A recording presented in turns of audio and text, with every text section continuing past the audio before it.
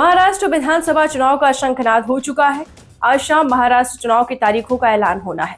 हालांकि पिछले कुछ महीने पहले से ही महाअघाड़ी और महायुति गठबंधन चुनावी रणनीति बनाने में जुट चुके हैं। दोनों गठबंधन के नेता सीट शेयरिंग को लेकर जोड़ घटाव की गणित में जुटे हैं।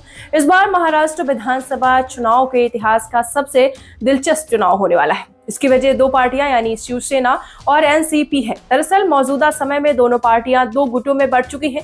सबसे पहले बात करते हैं, आपको बता दें पिछले महाराष्ट्र विधानसभा चुनाव में राज्य की स्थिति क्या थी। महाराष्ट्र में विधानसभा की 288 सीटें हैं। साल 2019 में हुए विधानसभा चुनाव में भाजपा और शिवसेना उद्धव गुट ने साथ मिलकर चुनाव लड़ा था। 21 अक्टूबर 2019 को चुनाव कराया गया था और 24 अक्टूबर को नतीजे घोषित किए गए थे। बीजेपी ने 164 सीटों पर चुनाव लड़ा था और 105 सीटों पर जीत हासिल की थी। इन चुनावों में उसकी सहयोगी रही शिवसेना ने 126 सीटों पर चुनाव लड़ा और 56 सीटों पर जीत हासिल की थी।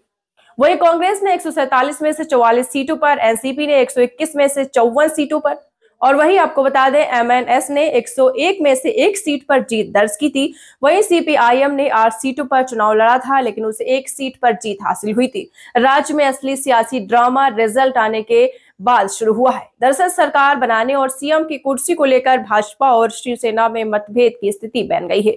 इसी बीच एनसीपी नेता शरद पवार लगातार उद्धव ठाकरे से बात करने में जुटे हुए हैं। वहीं दूसरी ओर 23 नवंबर 2019 की सुबह भाजपा के नेता और महाराष्ट्र के पूर्व सीएम देवेंद्र फडणवीस ने मुख्यमंत्री और अजित पवार ने उप मुख्यमंत्री पद की शपथ ले ली।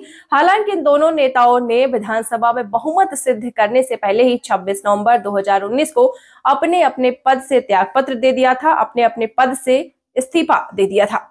शिवसेना के 2 हिस्सों में टूटने के बाद अब बारी एनसीपी की थी। दरअसल बताते चलें आपको, एनसीपी के भीतर भी चाचा शरद पवार और भतीजे अजित पवार के बीच वर्चस्व की लड़ाई चल रही थी। चाचा भतीजे के बीच राजनीतिक खटास इतनी ज्यादा बढ़ गई थी कि पिछले साल जुलाई में अजित पवार 40 विधायकों के साथ बागी हो गए थे। पढ़ते रहिए fight against criminal daily newspaper.